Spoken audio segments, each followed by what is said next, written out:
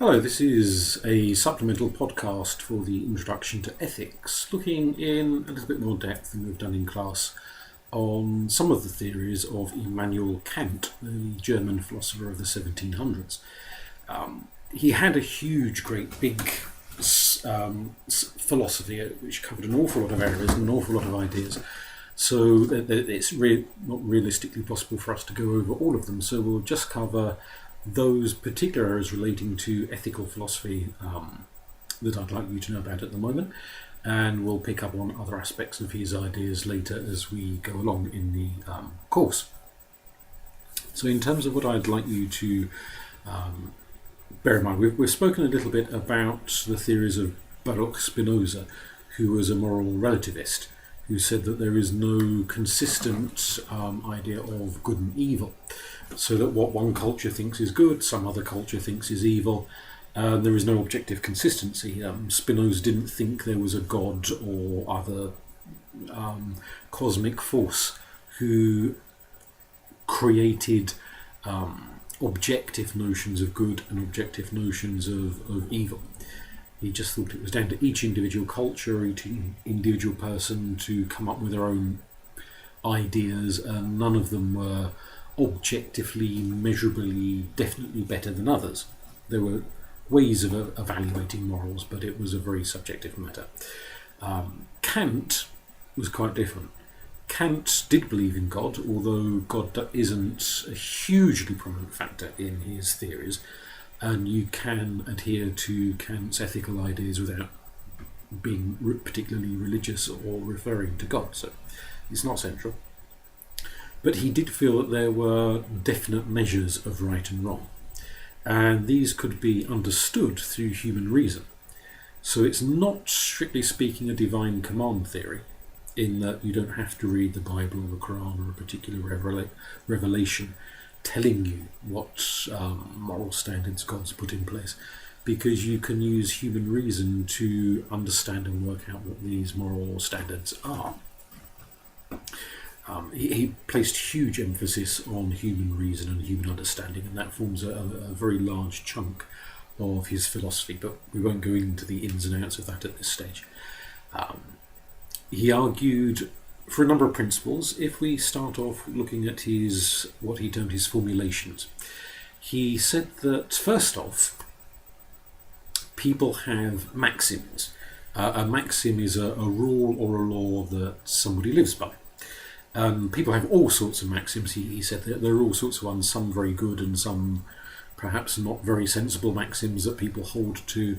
So to think of a couple of possible examples, you might have the maxim that you always want to look after your children and your loved ones, so you'll always put their needs ahead of your own needs, which could lead you to various practical results. You might work longer hours so that you can earn more money to pay for something they want that you personally have no interest in, but you know they want it, and so you provide for their needs ahead of whatever it is that you would sooner be doing with your time if you weren't at work for such long hours, that kind of thing. Or you might have a maxim that says you should always seek vengeance if someone harms you. Yes, a bit of a mafia type maxim.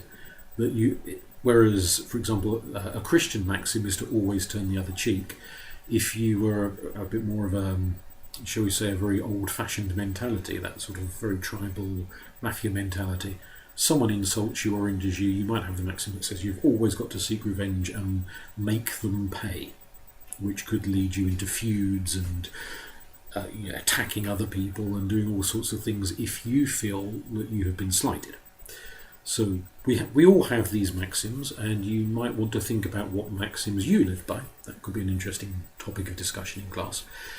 What rules are important to your life? What do you always try to stick to? And why do you try to stick to them? Where did you first get the idea of those particular maxims being things worth living by and adhering to? What he did say is that some maxims are much more worthwhile than others, produce a happier life, shall we say, than others. And a way to assess the value, the moral worth of a maxim is to think about universality. Universality says there should be no exceptions. What is right in one circumstance should be right in all circumstances. What's wrong in one circumstance should be wrong in all circumstances. As an example, he refers to this himself, and other people writing about him have picked up on this idea. You might say, for example, that it is wrong to kill. It's wrong to commit murder. We mentioned this one in class. If it's wrong to commit murder, that is your maxim, and this is a formulation worth living by, then it's always wrong to commit murder, no matter the circumstances. So you're home one evening and you're busy doing whatever, and you hear a burglar break into your house, and that burglar is armed and they're a threat to you. They're just locking yourself in the bedroom or something isn't going to be sufficient to get rid of them and keep yourself safe. Do you kill them in self-defense?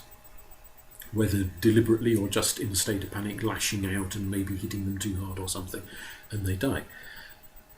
If somebody adheres to the maxim that murder is wrong, killing is wrong, then even self-defense is wrong. And so someone who kills in self-defense would have to face prosecution or some kind of consequence for their action. A soldier shooting an enemy in battle would therefore be wrong. Any kind of killing would therefore be wrong. So if you adhere to that maxim, you could not have state-sanctioned execution, because it would be just as wrong for the executioner to pull the noose as it would be for you to run up to a random stranger in the street and attack and kill them. Therefore, any value you have needs to be universal. Kant said, if you can think of an exception, it applies in 99 cases out of 100, but this is the one case it shouldn't apply in.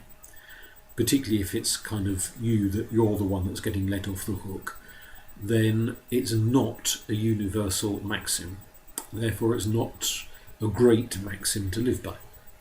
Those that could apply in every single situation, or that you would want to apply in every single situation, even where it might make life awkward or difficult sometimes, are good universal maxims, formula to live by.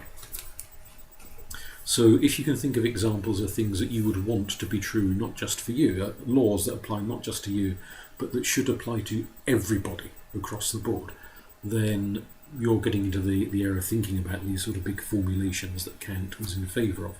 And this is what makes it deontological, is that you have these set of rules, and even if they do make life awkward sometimes for you or for other people, you nonetheless stick to them.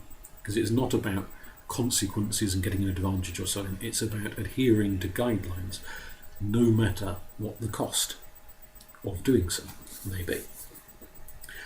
He quotes a little bit of Latin, fiat justitia pereat mundus, which means let justice be done even if the world falls, even if the world perishes.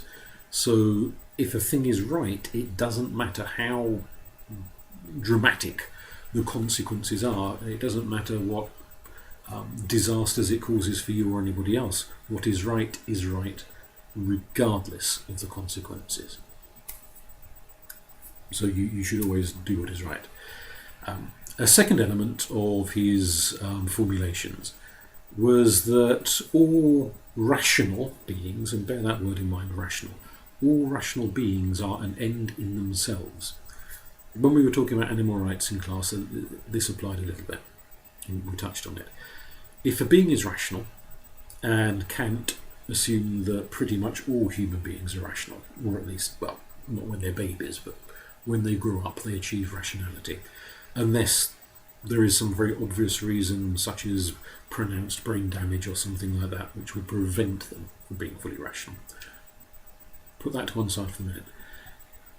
Rational beings, humans, for the most part, have dignity. Or at least they ought to be treated as if they have dignity. Clearly not everyone does, but they should be treated as if they have dignity. Any action that denies the dignity of a rational being is immoral and will have long-term consequences and should be avoided. So we should value people for who they are and for their dignity. Kant's way of phrasing it is to say that people are an end in themselves, which sounds a bit strange. It's not the way we use language these days in the 21st century. But the idea is that they are valuable in and of themselves, not for what they can give you. You may well know people who form friendships, relationships, romances, who knows, largely on the basis of what they can get from the other person. And when they can't get anything out of the other person, they ditch them and move on to a different relationship.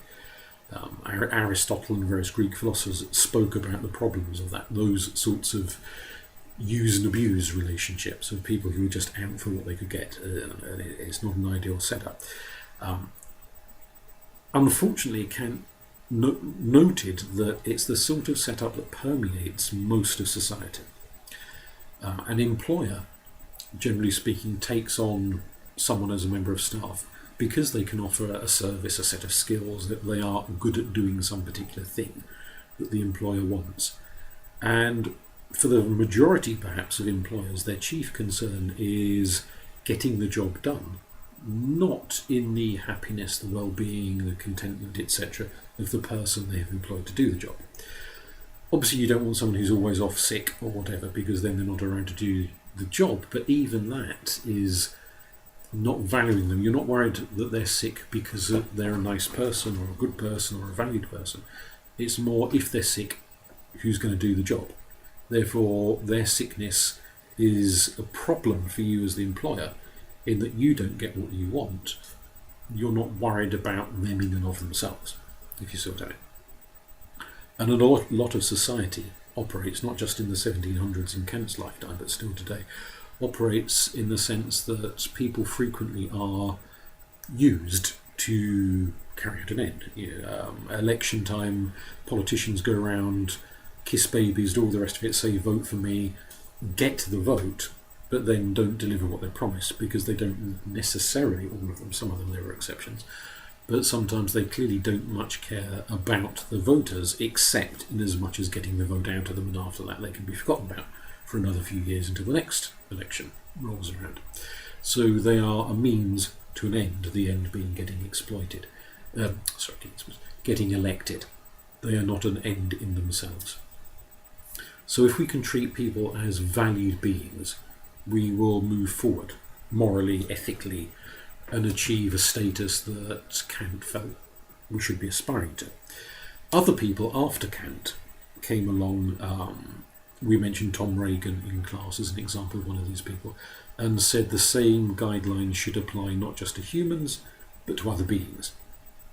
So valuing your dogs and cats and horses and gerbils and what have you as creatures, as living beings in and of themselves who have a worth. That your dog has a value even if they're doing things that annoy you or they're ignoring you and amusing themselves. They don't only have a value when they're doing what you want them to do. They have a value the rest of the time as well. So it's valuing life, not just human life, and it's taking the rationality out of it a bit. And one of the reasons being that it's created issues within medical ethics, where those patients who are fully functioning and capable of making rational choices about their medical treatment are granted a greater status and a greater role and a greater value than those patients, babies, people in comas, severely mentally ill people, people with severe learning difficulties and so on, who cannot make rational decisions, whose wishes, needs, hopes, dreams, etc.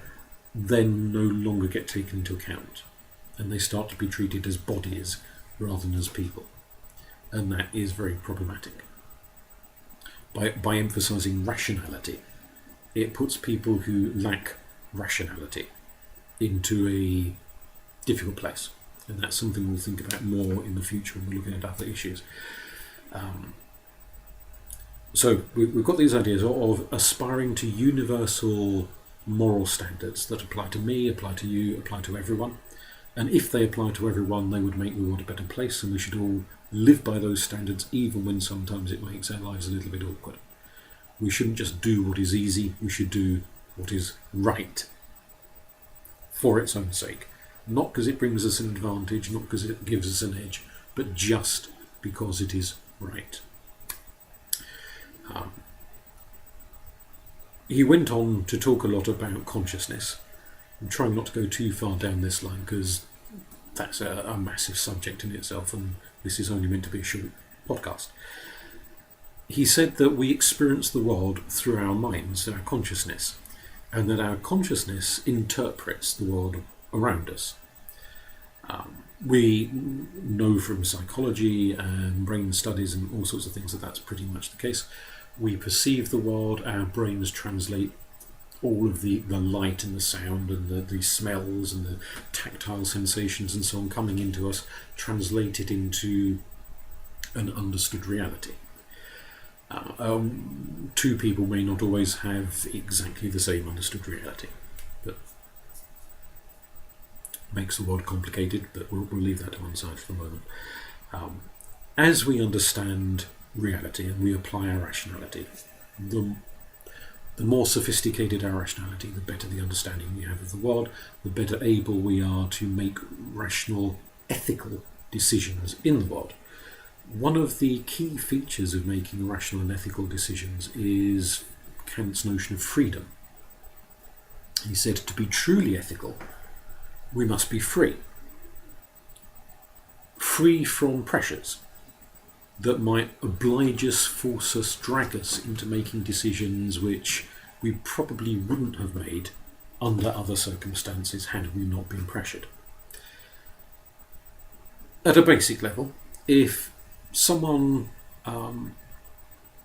puts a gun to your head and says, steal something, and forces you to steal at gunpoint, stealing is immoral, it's wrong, but you cannot be held morally by counter. You cannot be held morally accountable, fully morally accountable, because there's a gun to your head saying you must do this. You're being pressured. You are not free.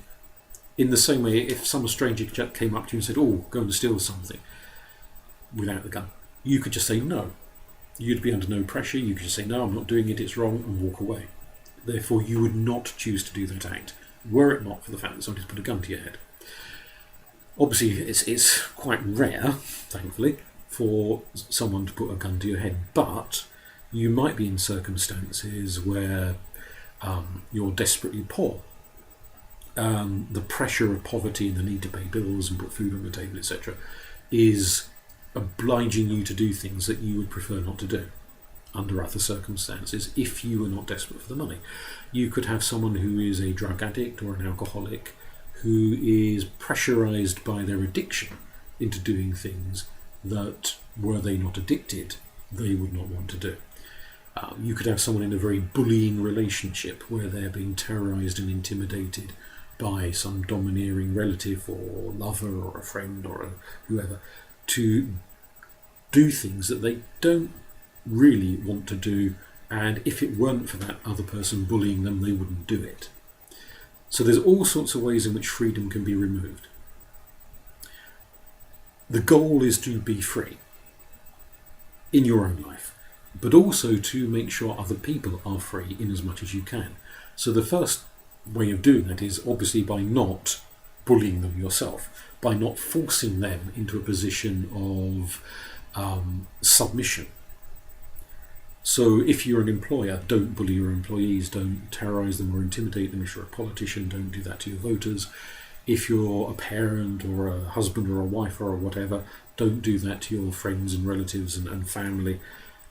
Try and make them as free as possible and try and be as free as possible yourself. Other philosophers have argued that maybe that's wishful thinking and you can never be fully free, and the world we live in, the capitalist system, etc., makes it very difficult to be completely free. But Kant was of the opinion that freedom was a possibility, something that could be attained. Both you attain it for yourself, but also we mutually help one another to attain freedom. When you have full freedom, you are fully responsible for your choices. So if you make bad choices, you can be held fully accountable for that. But if you make good choices, you deserve full praise for that. So you are then in a position to make the right decisions and the right choices. it does get confusing if we look at issues of mental illness and things that might cloud a person's judgment and their ability to be fully informed and fully understanding of the decisions they're making. That's something we'll look at in the Ethical Mind module after Christmas. So if we leave it there for the moment, and if you think about the idea of what your maxims are, what moral rules, guidelines, ideals do you live by? What kinds of actions does it lead you to take? What choices do they lead you to make? Are those moral maxims that you live by in your life, are they universal? Some maybe, some maybe not. In the sense that if everyone else in the world lived by your guidelines, would the world be a really good place? Or would it be a terrifying place? Or what would the world be like? That's something we'll pick up and discuss in class, but we'll leave Immanuel Kant there for now.